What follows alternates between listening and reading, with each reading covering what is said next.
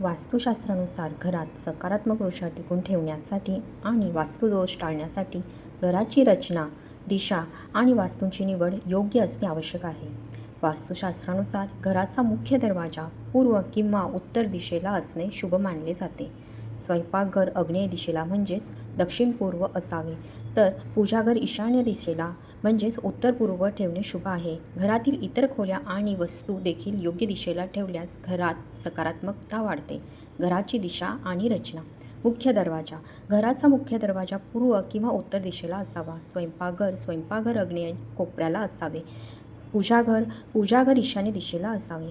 शयनयान हे दक्षिणेकडे किंवा पूर्वेकडे डोके करून ठेवण्याची शिफारस केली जाते. बाथरूम हे नैऋत्य दिशेला असावे.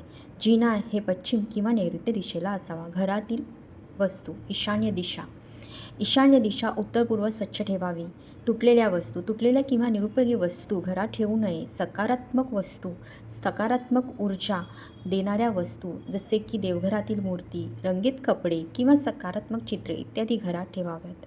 वास्तुदोष दूर करण्यासाठी घरात नियमितपणे धूप, अगरबत्ती आणि कापूर जाळावा. घरात नकारात्मक ऊर्जा टाळण्यासाठी नियमितपणे साफसफाई करावी.